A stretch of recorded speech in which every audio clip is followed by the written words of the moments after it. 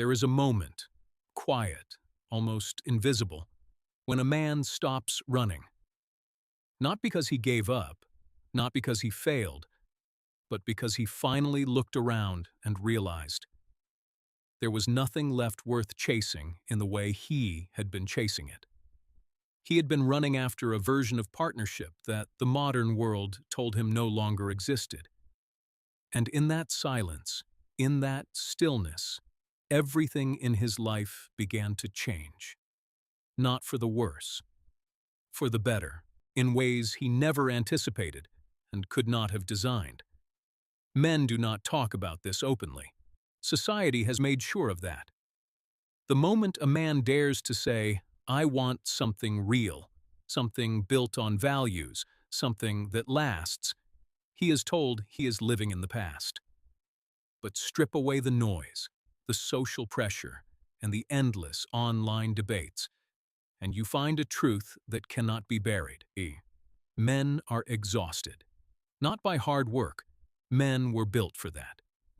They are exhausted by investing everything into relationships that were designed to give nothing back. What happened? That is the question haunting millions of men around the world right now. Somewhere in the last few decades, the kind of woman a man could build a real life with, loyal, grounded, values-driven, genuinely devoted, became increasingly difficult to find. Men can feel her absence, even when they cannot name it, and that absence shapes every decision they make about where to invest their most precious resources, their time, their energy, and their trust. History does not lie. Civilizations were built on the partnership between strong men and devoted women. That partnership was not a power dynamic. It was the most powerful force the world has ever seen. The traditional woman understood that loyalty is worth more than gold, that a home is a fortress, that a man who is genuinely respected and valued will move mountains. That knowledge has become rare, and the cost, for everyone, is becoming impossible to ignore. This video is not about bitterness. It is not about blame. It is a reckoning, a clear-eyed, confident truth-telling that every serious man deserves to hear. Because the men who stopped chasing did not disappear into defeat. They turned inward. They built themselves. They raised their standards to a level most people told them was unrealistic. And in doing so, they discovered something extraordinary. A better life was waiting on the other side of the chase.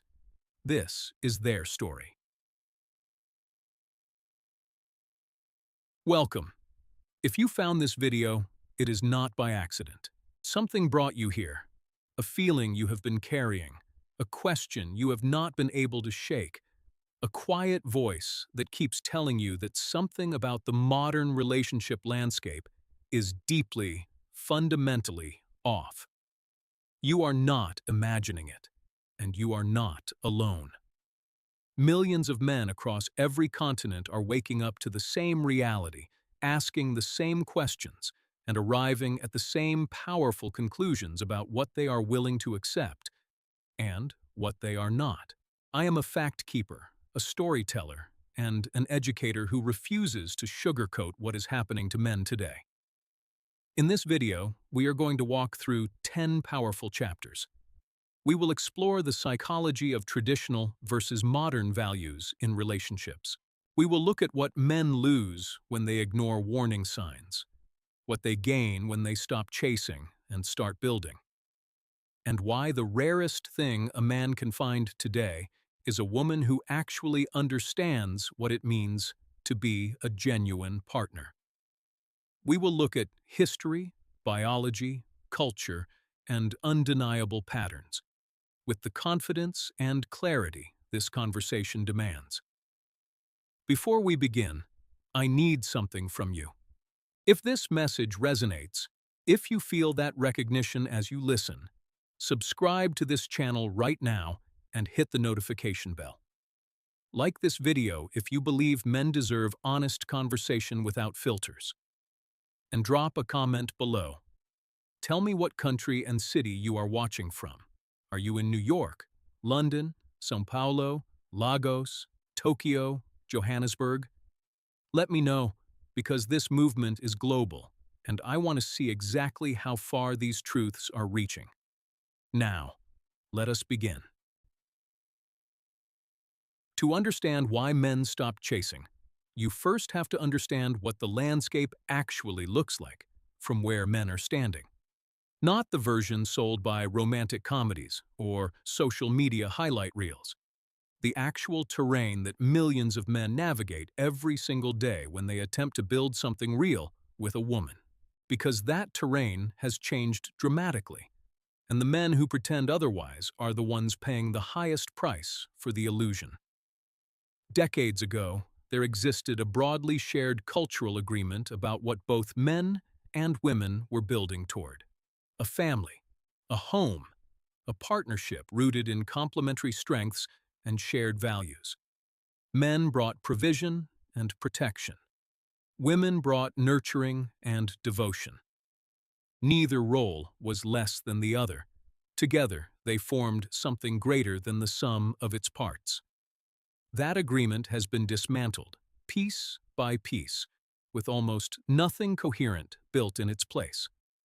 What replaced it? A culture of maximum individual optimization.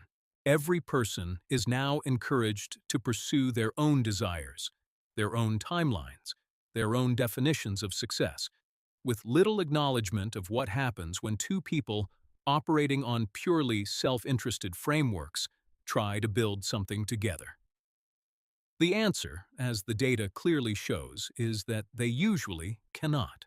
The divorce rates, the plummeting marriage rates, the rising age of first marriage, the growing percentage of men and women who will never form lasting partnerships. These are not coincidences. They are outcomes. Men see this. Men have always been excellent observers, even when they stay quiet. A man watches a woman's behavior across months and years. He watches whether she takes accountability for the difficulties in her past, or whether she positions herself as the perpetual victim of other people's failures. He watches how she treats people who have nothing to offer her. He watches whether her words and her actions align over time. These observations accumulate, and what many men are observing with growing consistency is a pattern that makes long-term emotional investment feel genuinely dangerous. The traditional woman was different in the most fundamental way. She had a core, a set of values so deep and so internalized that no trend, no social pressure, no cultural fashion could uproot them. She knew who she was, and because she knew who she was, the man beside her always knew where he stood. There was no guessing, no shifting of goalposts, no sudden redefinition of terms that had seemed settled. Reliability of character is one of the rarest and most valuable things a human being can offer another. It has become nearly impossible to find. Men who recognize this shift are not living in nostalgia. They are not pining for some imagined golden age where everything was perfect. They are making an honest assessment of what is available in the current market and asking a rational question. Does the expected return justify the expected investment? For a growing number of men, after significant personal experience and observation, the honest answer is not always, not automatically, not without serious, careful evaluation that most modern dating culture actively discourages. The discouragement is real and intentional. A man who asks for accountability is labeled controlling.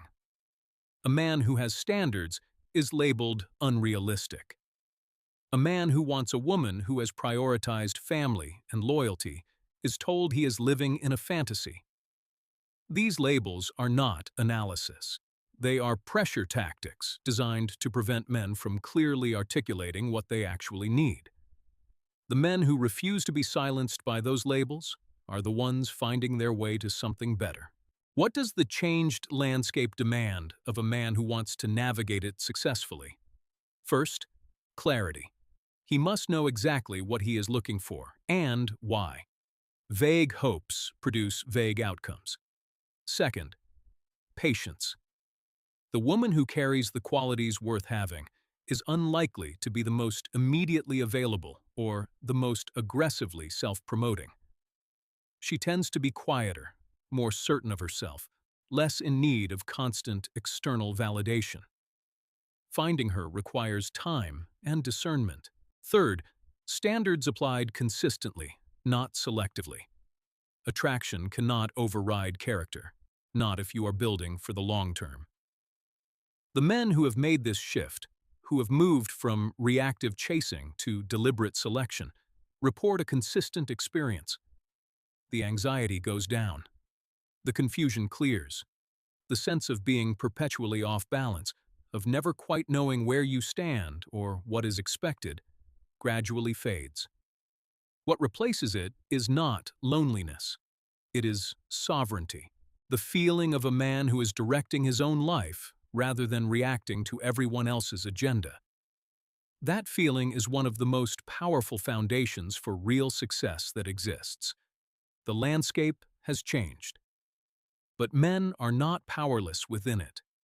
The man who understands the terrain, who has mapped it honestly without self-deception or wishful thinking, is the man best equipped to build something real within it, or to build an extraordinary life without a partner, if the right one never appears. Either outcome, chosen deliberately, is infinitely preferable to the alternative. Decades of reactive chasing that leaves a man depleted, confused, and no closer to what he actually needed. Ask any man over 60 about the women he most admired, and something shifts in his face. A quiet recognition appears, not of perfection, but of something real that existed, something he could touch and rely upon. He will tell you about women who got up before dawn to make sure the family was fed. Women who stretched resources with extraordinary ingenuity and never cataloged it as sacrifice. Women who made a house feel like a sanctuary because that was a project they had consciously undertaken and were genuinely proud of. These women were not perfect. No human being is. But they had something that has become genuinely rare, a stable identity rooted in values rather than trends. They knew who they were, and because they knew who they were, they could offer something to the man beside them that is worth more than almost anything else in a relationship. Predictability of character. Not predictability in the boring sense, but the deep reliability of knowing that the person you have chosen will still be fundamentally that person when things get hard. The strength of the traditional woman was not loud. It did not need to announce itself or demand recognition. It was demonstrated through endurance, through grace under pressure, through the ability to hold a family together during the most brutal seasons of life. Not by pretending those seasons were easy, but by refusing to let difficulty become the final word. This kind of strength is extraordinarily rare, and the men who experienced it firsthand carry the memory of it like a compass for the rest of their lives. Her loyalty was not conditional on daily comfort or emotional satisfaction. That may be the most significant distinction of all. She chose her man, really chose him, with eyes open to his imperfections, and then honored that choice with the full weight of her character. She did not maintain emotional exit strategies. She did not keep her options open as insurance. She committed completely. And that completeness created a foundation upon which entire families and the communities around them were built. Men thrived in that environment, not because they were dominating someone who had no choice. That is a lie told by people who have never witnessed a strong traditional marriage up close. Men thrived because they felt genuinely seen and valued. The effort they poured into provision and protection was met with real appreciation, not taken for granted or quietly resented. That dynamic of genuine mutual respect expressed through complementary roles activates something in a man that nothing else can replicate. It makes him more generous, more courageous, more committed to building something worthy of what he has been given. The traditional woman was also a remarkable mother, not in the sense of perfection, but in the sense of sustained, prioritized presence. She understood instinctively that the window for raising children is short, and that what happens in that window echoes for generations. She did not treat motherhood as a career interruption or a temporary lifestyle phase. She treated it as her most important project. And the children raised in that environment, the ones who grew up knowing they were their mother's priority, carry that security into every relationship they ever form. Her emotional intelligence was of a depth that modern frameworks struggle to adequately describe because it was not verbal or performative. It was lived. She could read a room the moment she walked into it. She could sense tension in the people she loved before it became visible. She could manage an entire family's emotional ecosystem, not by controlling it, but by tending to it, with a consistency and care that required extraordinary skill and dedication. This was not passive. It was among the most demanding and sophisticated work a human being can undertake. She also understood that a relationship requires seasons of different kinds. There are seasons of warmth and ease, and seasons of endurance and sacrifice. The traditional woman did not treat the difficult seasons as evidence that the relationship had failed or that she deserved something better. She treated them as part of the natural rhythm of any meaningful partnership. That longer view, the ability to endure a hard winter because you understand that spring is part of the same cycle, is one of the rarest and most valuable things a partner can bring. What the traditional woman built through her choices, the home, the family, the community bonds, the children who grew up secure, these things did not appear in any metrics of individual success. No title came with them, no salary, no social media following. But they produced outcomes that the culture is still living off decades later. The adults who are stable and capable because someone decided their formation mattered more than anything else. That is a legacy, and it is almost impossible to overvalue. Today, men search for echoes of this. They look for it in women they date, sometimes for years, occasionally finding glimpses that disappear upon closer inspection. And sometimes, rarely but genuinely, they find it. A woman who still carries those old values, usually raised in an environment where those values were modeled and honored. When a man encounters her, the recognition is immediate and visceral. He does not have to convince himself she is right for him. He knows, and he will move heaven and earth to be worthy of her. The moment a man decides to stop chasing does not arrive with drama or announcement. It happens quietly, over coffee one morning, or lying awake at 3 a.m. after the 100th conversation that followed the same script as the 99 before it. A calculation completes. A switch flips, and from that moment, the man who existed before that moment and the man who exists after are different people in all the ways that matter.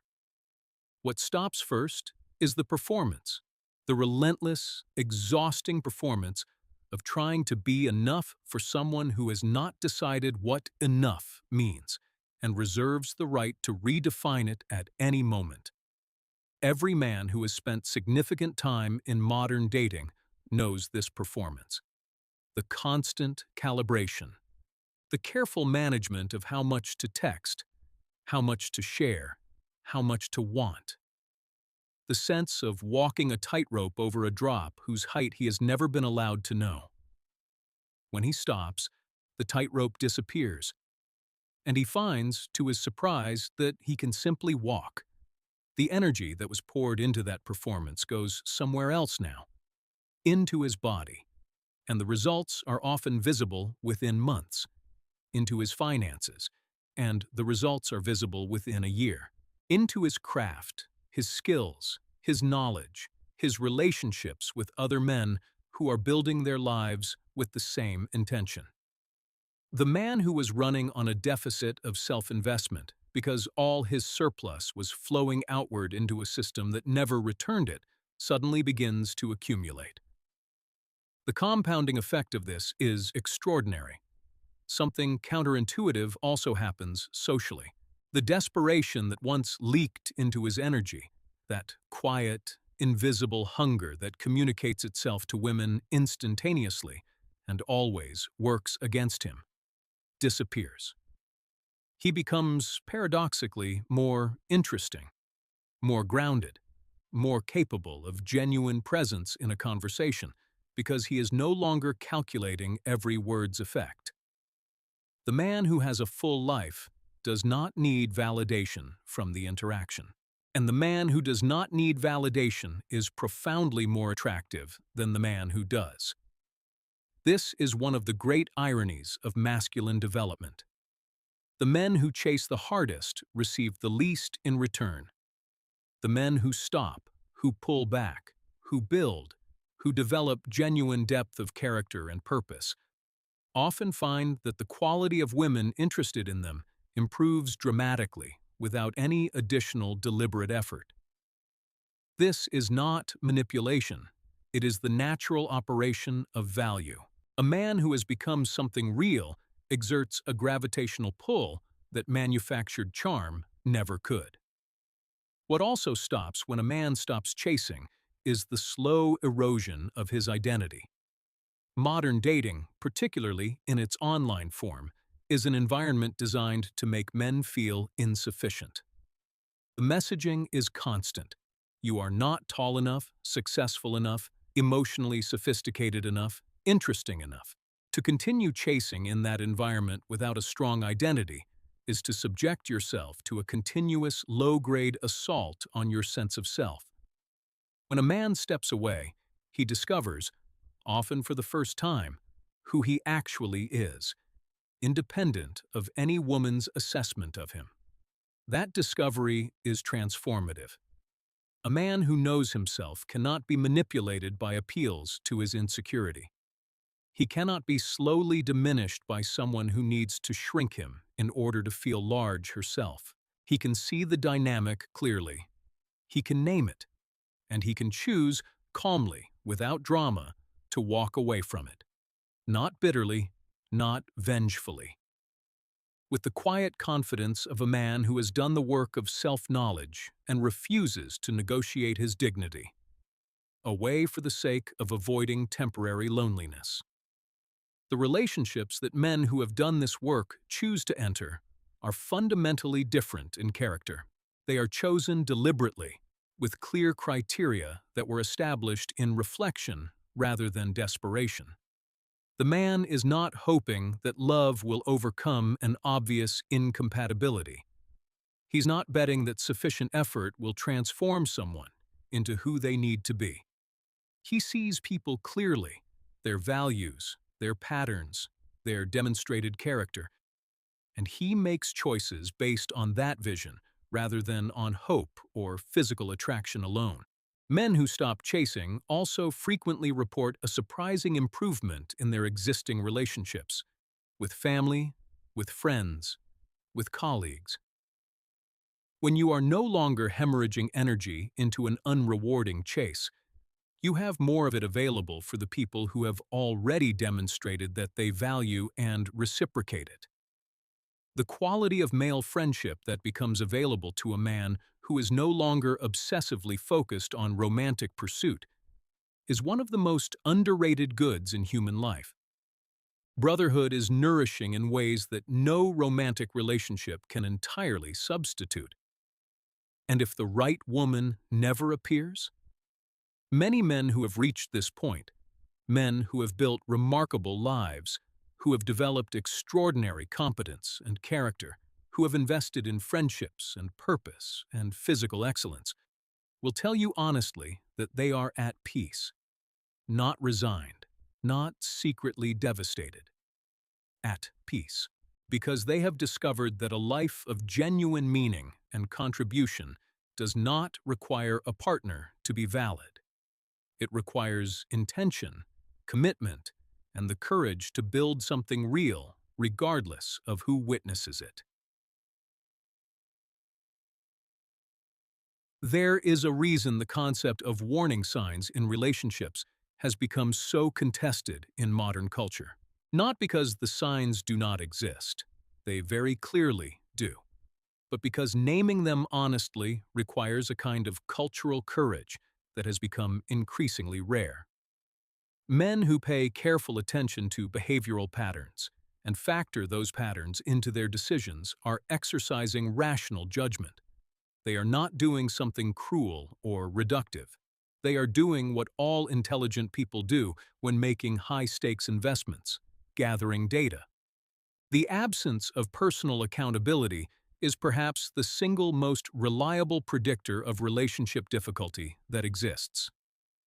The person who cannot examine their own role in negative outcomes, who consistently positions themselves as the victim in every story, whose past relationships all ended because of the other person's failings, is a person who cannot grow. And a relationship with someone who cannot grow will stagnate. This is not speculation.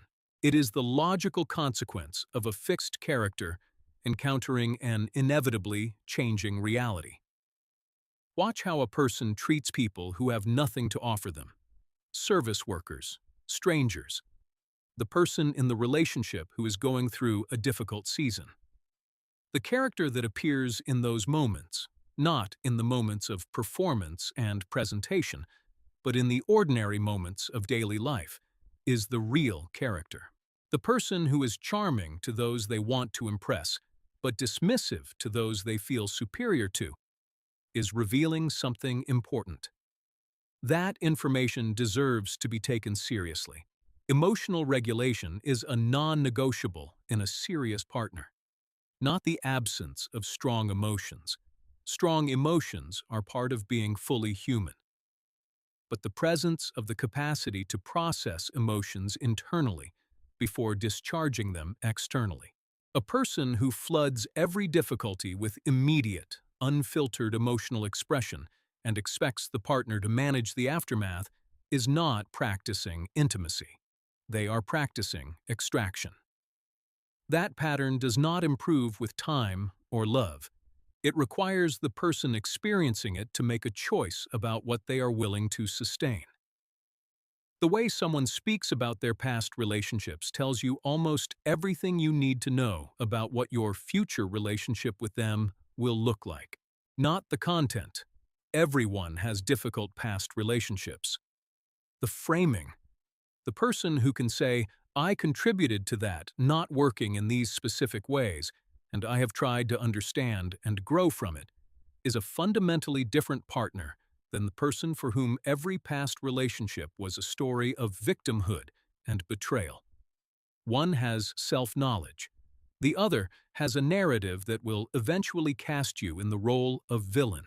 A person's relationship with their future, with planning, with delayed gratification, with investment rather than consumption, matters enormously in a long-term partnership.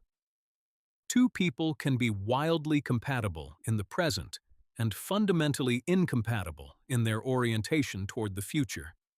The man who is building for a decade from now needs a partner who shares that orientation, not because his way is the only valid way to live, but because a relationship between two people with fundamentally different time horizons is a relationship with a structural incompatibility that affection alone cannot resolve.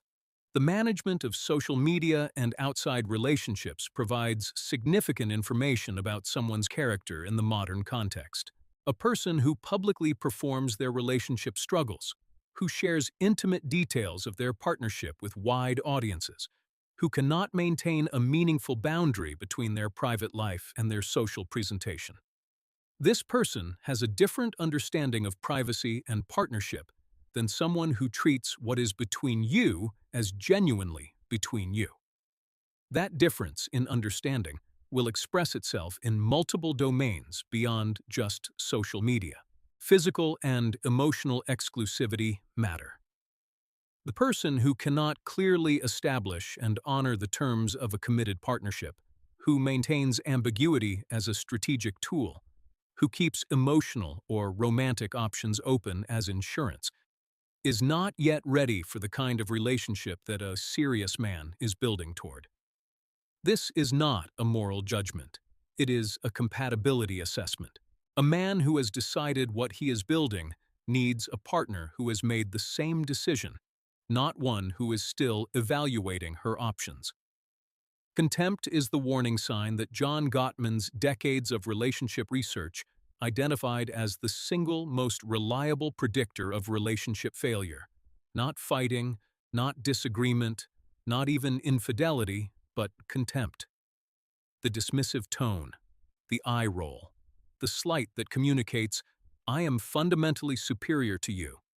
Men who have learned to recognize contempt early, to name it clearly, and to treat it as the serious signal it is, save themselves years of gradual diminishment.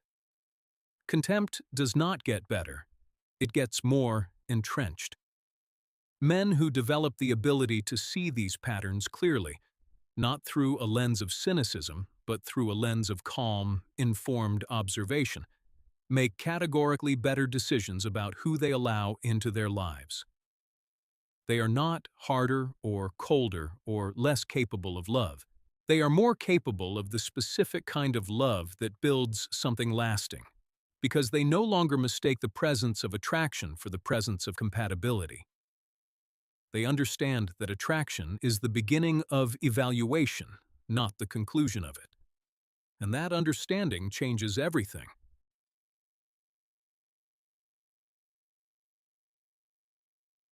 If you could identify the single quality that most reliably separates relationships that last from relationships that do not, loyalty would be the answer.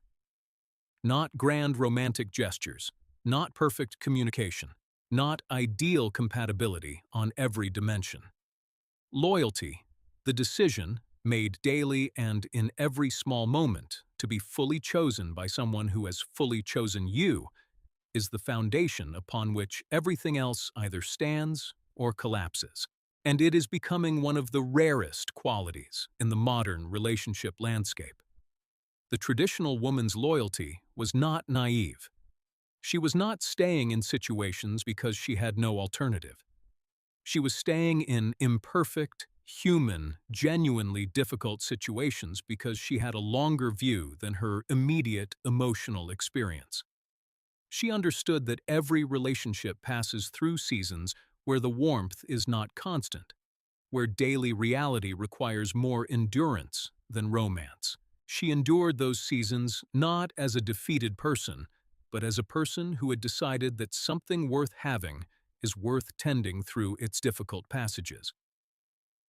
Today, loyalty has been subtly reframed as a kind of weakness, the failure to prioritize oneself sufficiently. You deserve better. Don't settle. Why would you stay? These questions sound like concern for the person's well-being, but they encode an assumption that deserves examination, that relationships exist primarily to maximize individual happiness, and that difficulty is evidence of poor choice rather than normal human experience. This assumption, applied universally, has made it nearly impossible for people to stay through the seasons that ultimately produce depth.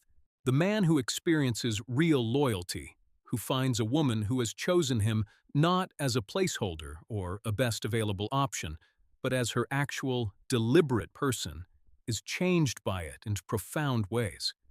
He becomes more generous, more willing to sacrifice, more capable of genuine vulnerability.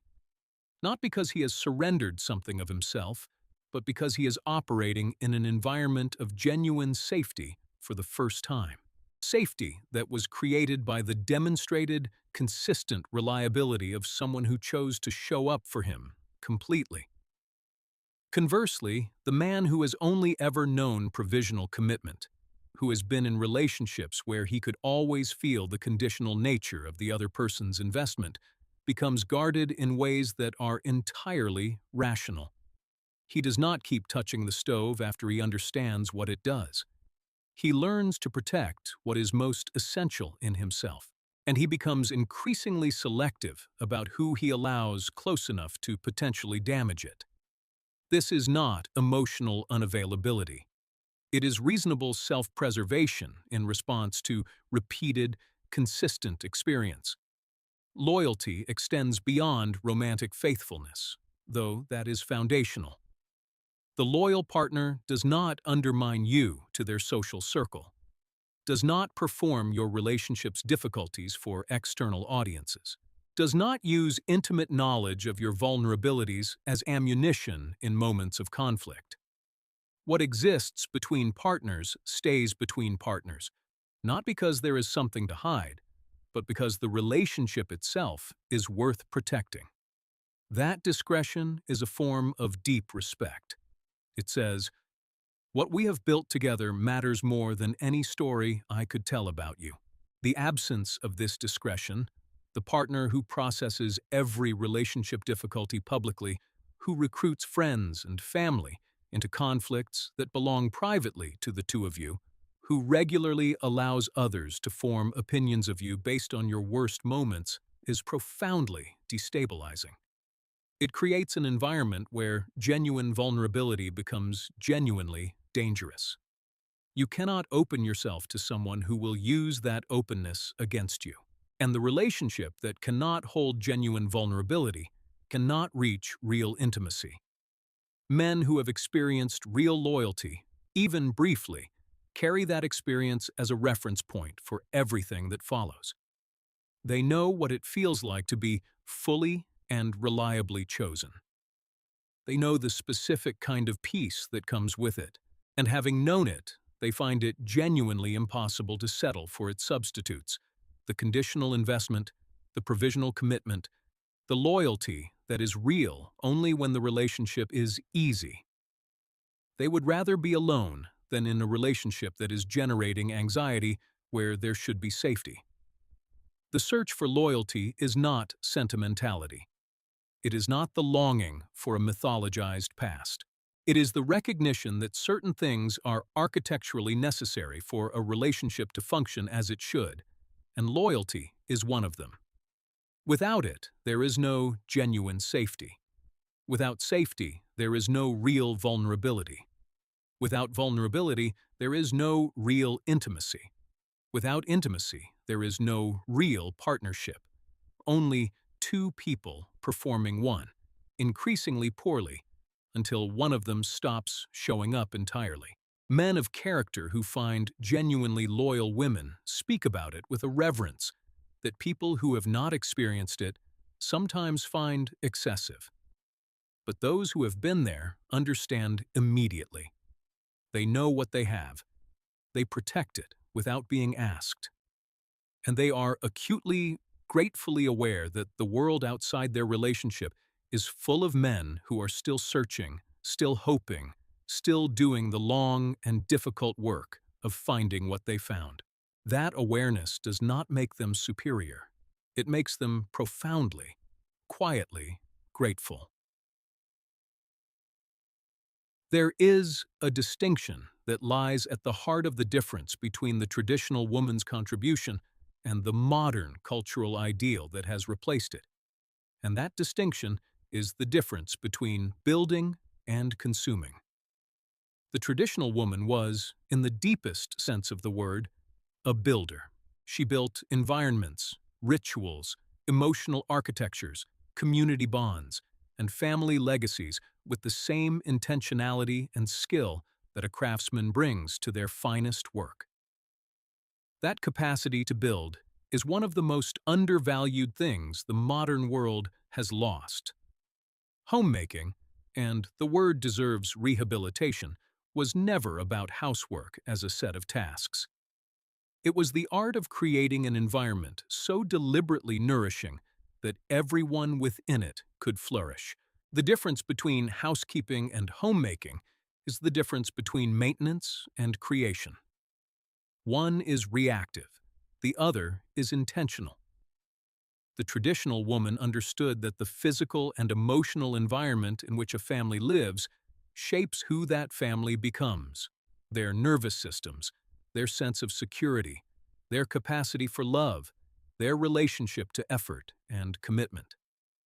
What she built with her hands and her time were not products that could be purchased.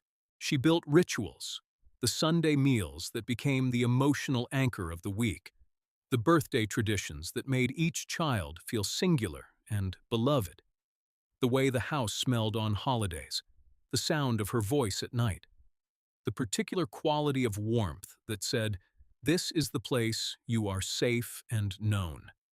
These things cannot be outsourced or purchased. They can only be built by someone who has decided that building them is worth more than anything else they could do with that same time. The contrast with a purely consumption-oriented approach to domestic life is stark. You can have the best furniture, the most sophisticated kitchen, the most thoughtfully curated aesthetic, and still come home to a house rather than a home. The difference is not in the objects, it is in the human being who has or has not decided to make the space feel like something. That decision requires sacrifice. It requires the daily choosing of the project of home over the project of self-expression. And it produces outcomes that no amount of money or external achievement can replicate. Men understand this in a visceral way, even when they cannot articulate it precisely. The man who comes home to an environment that has been lovingly tended experiences something that the man who comes home to a beautiful but empty apartment does not. The feeling of being returned to, of mattering to the physical world of another person. That feeling is not commercially available at any price. It is made by hand, by someone who chose him and who demonstrates that choice daily through the investment of their most irreplaceable resource, their time and attention. The traditional woman also built community in ways that are almost entirely invisible in retrospect because they were never institutionalized or formally recognized. She knew her neighbors. She brought food to the sick. She noticed when someone was struggling and acted on that noticing without being asked and without expecting acknowledgement. She maintained the informal web of mutual support that caught people when they fell. When women en masse moved away from this function, not because they were wrong to do so, but because the culture told them it was beneath their worth, that web simply disappeared. And nobody fully anticipated the cost. Building requires sacrifice. There is no version of building that does not require the deliberate foregoing of other things, other experiences, other expressions of self, other adventures that could have been taken. The traditional woman made those sacrifices consciously and without resentment, because she understood what she was building, and she believed it was worth building. That belief, in the value of what is being created, is what separates building from resignation. One is active and purposeful. The other is passive and diminishing. Men who understand what genuine building looks like in a partner bring this same orientation to their own lives. They are not looking for someone to complete them in the romantic comedy sense. They are looking for someone to build alongside them, someone who brings the same level of intentionality and investment to the shared project of a life as they bring to it themselves. That compatibility of orientation is rarer and more important than compatibility of personality, interests, or even values in the abstract. Building together requires that both people have decided to be builders. The tragedy of the current era is that the capacity to build, the willingness to invest time and care in something whose returns are slow and whose rewards are largely invisible to external observers, has been systematically devalued. Women who chose to invest that capacity in their families were told they were wasting it. The alternative offered was individual achievement, external recognition, the measurable progress of a career. These things have genuine worth, but they cannot produce what building a family and a home produces. And many people only understand that when the window for doing so has closed. Men who are themselves builders, who have developed skills, built financial stability, cultivated genuine relationships, created something in the world that reflects their deepest values, are seeking the same quality in the women they might choose. Not perfection, not domestic servitude. The specific kind of intentionality that says, I am not here to consume an experience. I am here to build something real, and I am willing to pay the price that building requires. That combination, two builders choosing each other, is among the rarest and most powerful things that can happen in a human life.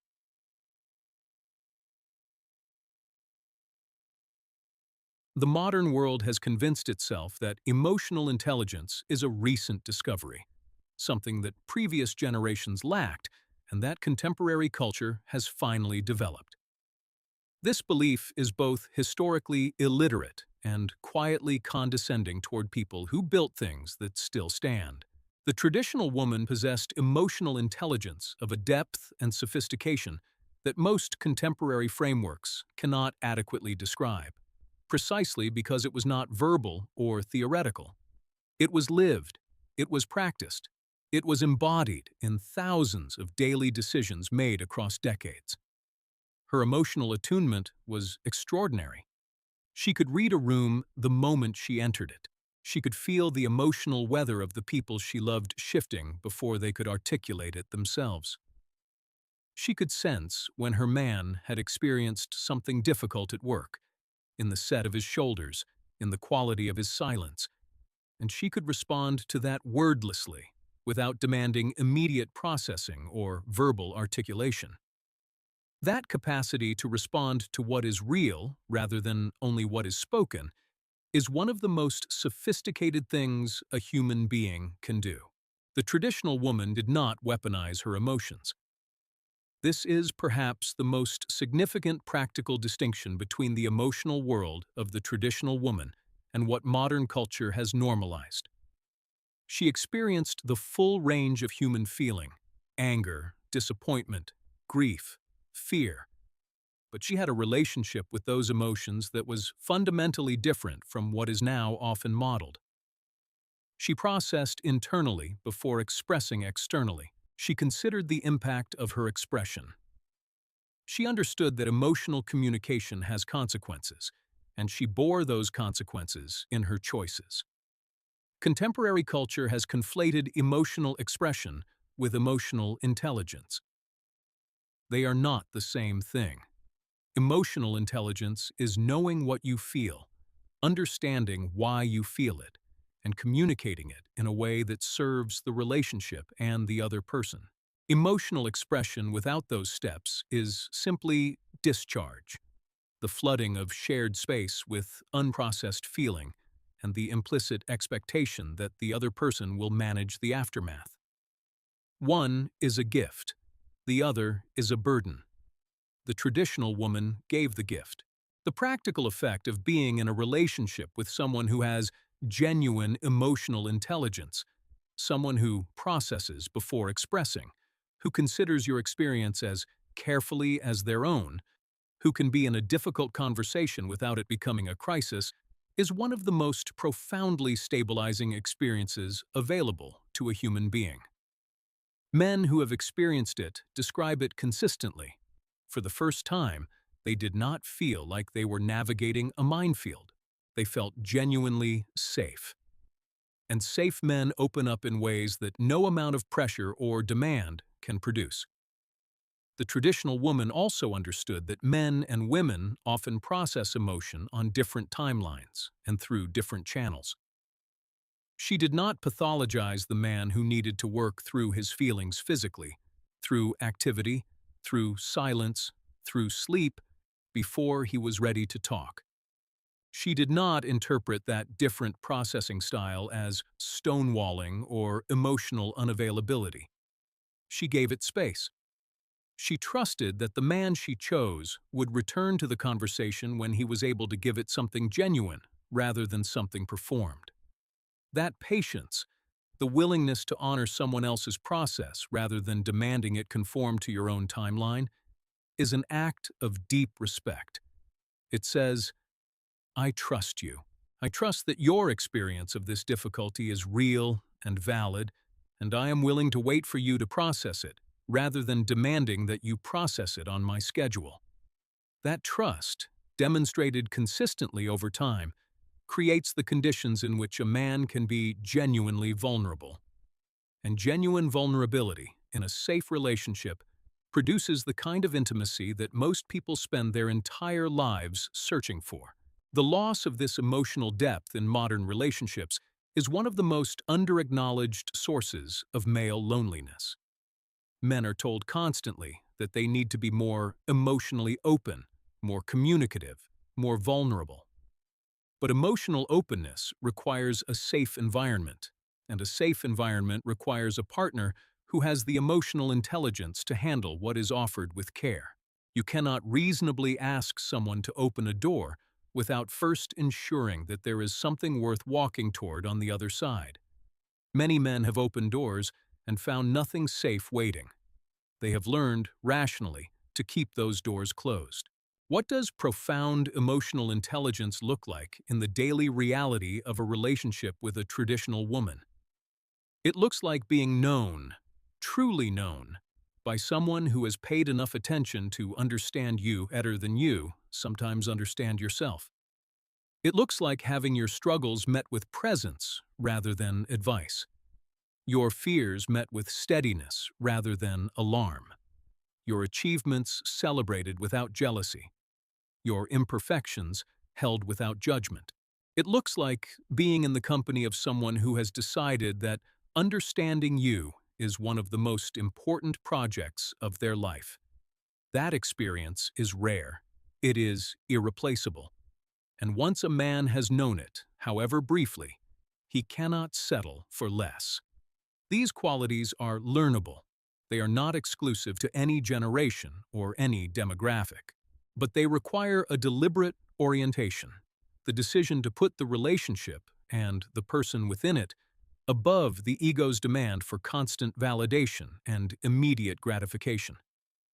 That orientation is what the traditional woman embodied, and what a growing number of men are specifically and patiently looking for. They are not looking for perfection. They are looking for the specific quality of care that says, you matter to me enough that I am willing to do the difficult internal work that genuine love requires. That is not a small thing. It may be the largest thing. There is a conversation happening in men's spaces around the world that the mainstream narrative has consistently misrepresented. It is the conversation about standards, specifically about why the men who have done the most work on themselves tend to have the highest and most carefully considered standards for the women they choose. This is not arrogance. It is not entitlement. It is the entirely reasonable behavior of a person who has invested significantly in becoming valuable and who applies proportional discernment to what they welcome into their lives. A man who has built his body, his finances, his character, and his purpose over years of disciplined effort has something real to offer. He knows what it cost him. He understands the commitment required to build something rather than consume something. And he is specifically, consciously looking for a woman whose relationship with her own life reflects a comparable degree of intention and investment. Not identical. Men and women express those qualities differently, but the underlying orientation must be the same. Builders recognize builders. High standards in a romantic partner are not a checklist of superficial preferences. They are a clear articulation of what is actually necessary for a serious, long-term partnership to function. A man who needs a partner with emotional stability is not being demanding. He is being honest about what the relationship requires to be sustainable. A man who needs a partner who values family and is oriented toward building one is not being restrictive. He is being clear about what he is building and who he needs beside him to build it. The pressure on men to lower their standards, to be realistic, to not be so picky, to appreciate what is in front of them rather than holding out for something better, deserves examination. This pressure is never applied symmetrically. Women are consistently encouraged to know their worth, to refuse to settle, to hold out for the relationship they deserve. Men who apply the same logic to their own choices are treated as delusional or misogynistic. The double standard is clear, and the men who see it clearly are increasingly unwilling to accept it. What specifically does a high-value man look for? Character, consistently expressed over time, is paramount. Not character as described, but character as demonstrated. In how the person treats people, in how they handle disappointment, in what they do when no one is watching, and there is nothing to gain from performing virtue. He looks for emotional maturity, the ability to navigate difficulty without creating additional difficulty for the people around her. He looks for a shared orientation toward the future and toward building, and he looks for genuine loyalty, the kind that is real in difficult seasons, not only in comfortable ones.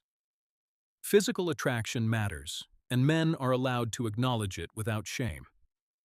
The pretense that physical attraction is somehow shallow, or that men should feel guilty for it, is both dishonest and counterproductive. Attraction is a real and important component of romantic partnership. A man who is not genuinely attracted to his partner is doing neither of them a favor by pretending otherwise. The issue is not whether attraction matters, it does, but whether it is treated as sufficient on its own, which it clearly is not. The man with high standards is also more patient than the man without them. He understands that finding someone who genuinely meets those standards takes time, and he is willing to invest that time rather than settling for a close approximation because loneliness is uncomfortable. That patience is not passivity. He is actively building his life during the waiting. He is becoming more capable, more interesting, more worthy of the partner he is looking for. The wait is not empty, it is formative. High standards also protect the women who meet them. A man who has clear criteria and applies them consistently is not going to end up resentful and withdrawn 6 months into a relationship because he chose someone incompatible and is now too committed to leave gracefully. He is going to be genuinely enthusiastic and invested because the person beside him was genuinely chosen, not selected by default, not settled for, but actively wanted for specific, considered reasons. That quality of being genuinely wanted for who you actually are, not for who someone hoped you might become, is one of the most beautiful things a relationship can offer. The man who lowers his standards in response to social pressure does not become more successful in relationships. He becomes less. He enters partnerships that are structurally incompatible from the beginning. He invests in situations that cannot produce what he actually needs.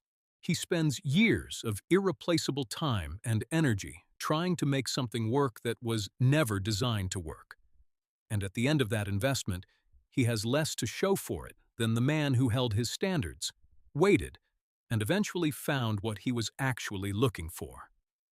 The future of genuine partnership, the kind that actually works, that produces real happiness and real contribution to the world, depends on both men and women being honest about what they need, not performing openness, not pretending that any configuration will do if people just try hard enough, actually knowing themselves well enough to articulate what they require and caring enough about the other person to apply that honesty, even when it is inconvenient. High standards, applied with integrity and kindness, are not an obstacle to love. They are the foundation of the only kind of love worth having.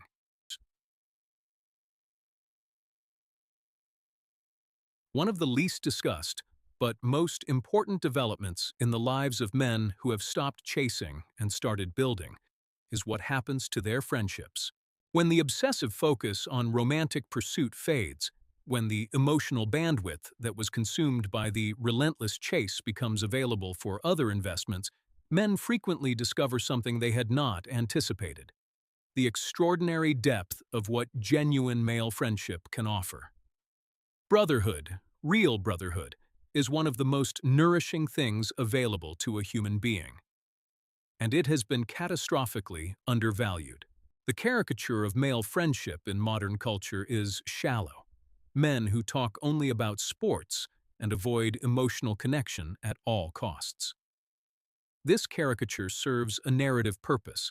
It positions men as emotionally stunted beings in need of rehabilitation by women, but it bears almost no resemblance to what happens in serious, values-aligned male friendships.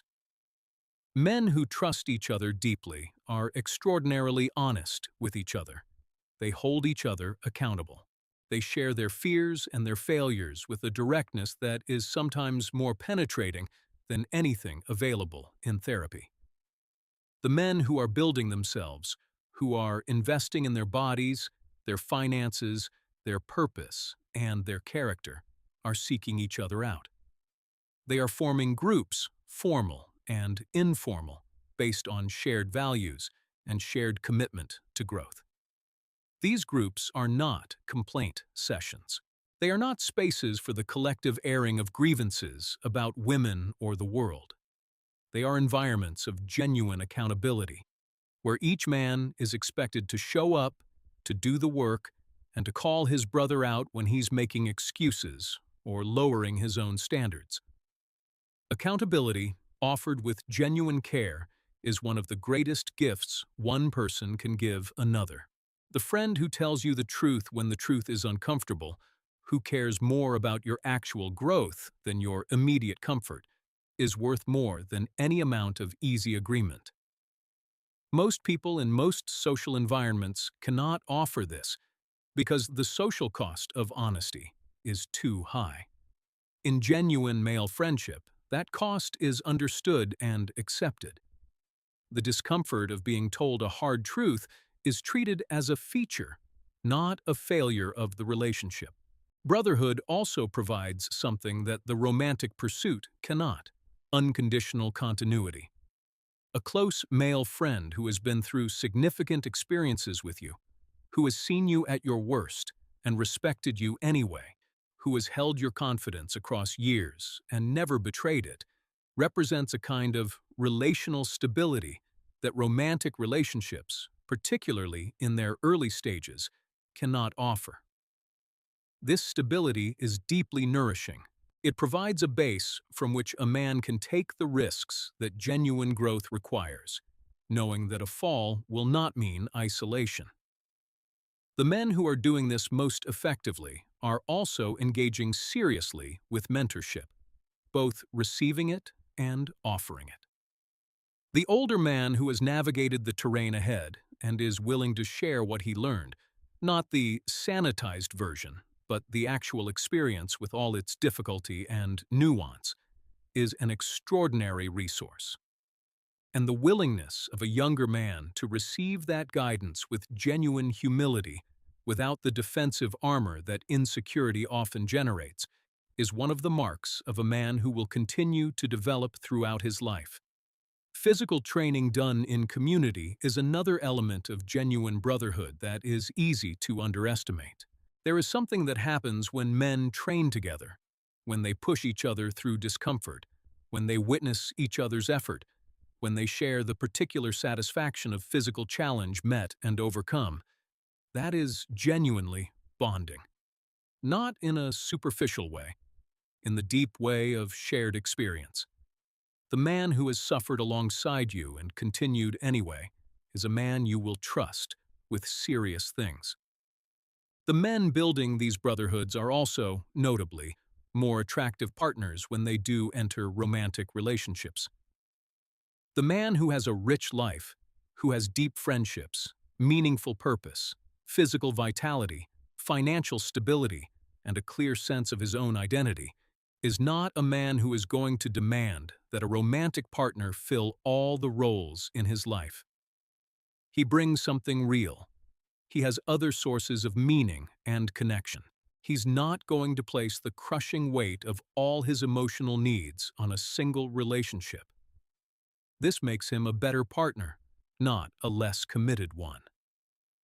The brotherhood being built by men who have stopped chasing and started growing is not a reaction against women.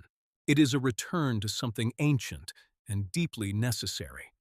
The recognition that men need each other, that the specific kind of support available in genuine male community is not interchangeable with romantic partnership, and that a man who tries to get all his needs met through a single relationship is placing an impossible burden on that relationship. Diversified emotional investment is not coldness, it is wisdom. What these men are building together, the accountability, the honesty, the shared investment in growth, the loyal presence through difficulty, is a model for how every serious relationship in their lives should function. And it is raising the standard for what they will accept. A man who has experienced genuine brotherhood, who has been truly known and genuinely supported by other men who care about his actual well-being, becomes less willing to accept relationships of any kind that do not offer something comparably real. That is not a tragedy. That is development. History has always belonged to the men who refused to be defined by their circumstances. The man who trained when no one was watching. The man who held his standards when everything around him was designed to erode them. The man who chose the difficult and meaningful path when the easy and empty one was right there. These men have always existed. They will always exist. Because the impulse toward mastery, toward the building of something enduring, toward becoming more than the default version of yourself, this impulse is one of the most fundamental expressions of what it means to be a man. The current era is, in many ways, one of the most challenging in modern history for men. The cultural signals are contradictory. The social structures that once provided men with clear paths and clear roles have been dismantled faster than coherent alternatives were built. The relationship landscape has become genuinely difficult to navigate with integrity. And yet, and this is the crucial thing, adversity has never stopped the right kind of man. It has only revealed him.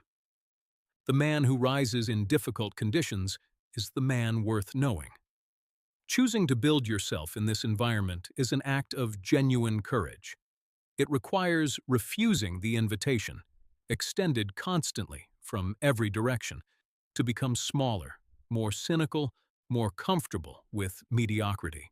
The man who says no to that invitation, who chooses instead the difficult, disciplined, meaningful path of genuine self-development, is doing something that was recognized across cultures and centuries as the highest expression of the masculine spirit. Not because it is easy, because it is not. The man who builds himself does not do so in isolation. He builds his body, developing the discipline, the tolerance for discomfort, the relationship with effort that physical training instills and that transfers into every other domain of life.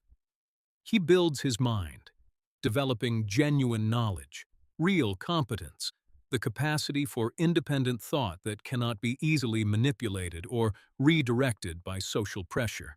He builds his character, developing the honesty, the loyalty, the accountability, the courage to do the right thing when it is difficult and unrewarded. He builds his finances, not as an end in themselves, but as the expression of his relationship with the future. A man who has financial security has options. He's not making decisions from desperation.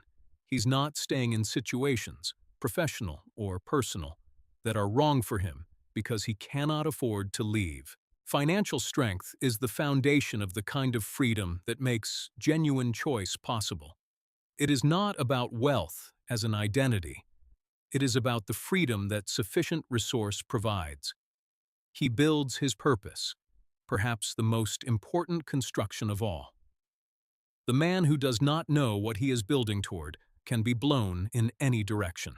Purpose provides direction that persists through seasons of difficulty, through periods of discouragement, through the inevitable experiences of failure and setback that no serious life avoids.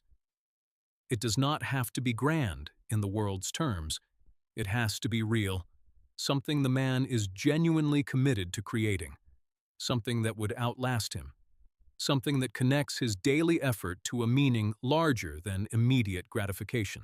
The women who find these men, the men who have built themselves deliberately and without apology, who carry their values with confidence, who know exactly what they are looking for and will not be argued out of it, tend to be the women who still carry the old qualities.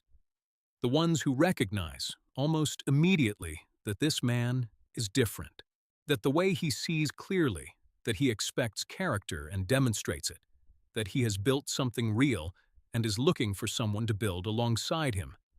This is someone she has not encountered before, and the recognition is mutual and immediate. These partnerships, when they form, when two people who have both done the serious work of becoming something real actually find each other, are among the most extraordinary things that can happen in human life. They are not without difficulty. They require ongoing investment, ongoing honesty, ongoing willingness to prioritize the partnership over individual comfort. But they are built on a foundation of genuine mutual respect and genuine complementary strength that makes them capable of enduring the full weight of a shared life. The man who builds himself is also building something for the men who come after him. He becomes evidence, living, visible evidence, that the path of disciplined, values-driven masculinity produces a life worth living. Not a life free of difficulty, a life of genuine meaning, genuine connection, and genuine contribution.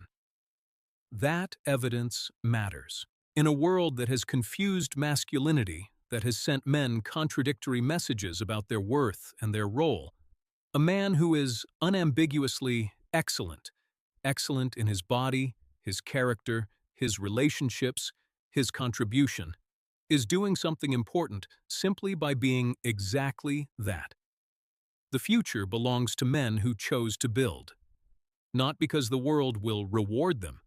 The world is indifferent and often unjust, but because a man who has built himself is not dependent on the world's reward. He carries his reward within him, in his health, in his clarity, in the quality of his relationships, in the work he does, and the legacy he leaves. In the quiet, unshakable knowledge that when everything around him was designed to make him less, he chose, deliberately and defiantly, to become more. That choice is available to every man reading this. The question is whether he will make it. Stower kai kutabai bud mot. You have just traveled through 10 chapters of truth, uncomfortable in places, clarifying in others, and ultimately about something deeply hopeful. This is not a story about defeat.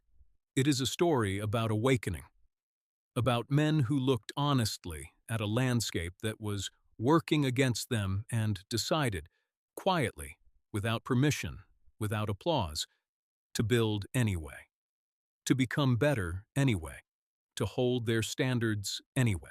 Because the man who refuses to be diminished by difficult circumstances is, in the truest sense of the word, undefeatable. The traditional woman who carries the qualities we have discussed, loyalty, emotional depth, the capacity to build, the wisdom to endure, she exists. She is rarer than she should be in the current cultural moment. Finding her requires becoming the kind of man she would choose, And becoming that man requires the exact journey we have laid out here. The stopping, the building, the clarifying, the holding of standards even when everything around you suggests that standards are a luxury you cannot afford. They are not a luxury. They are the foundation. And the man who maintains them, through every season of difficulty, through every moment of doubt, is the man who deserves and eventually finds what he was building toward. If this video spoke truth into your life today, subscribe and stay with this channel. Hit that notification bell. Like this video if you believe that honest conversation about men and values and genuine partnership is worth having. And drop a comment right now. What country and city are you watching from? Tell me what resonated most. Tell me what you are building. Because the future is not delivered. It is constructed, one deliberate, courageous, high-standards choice at a time, by men who refused to stop.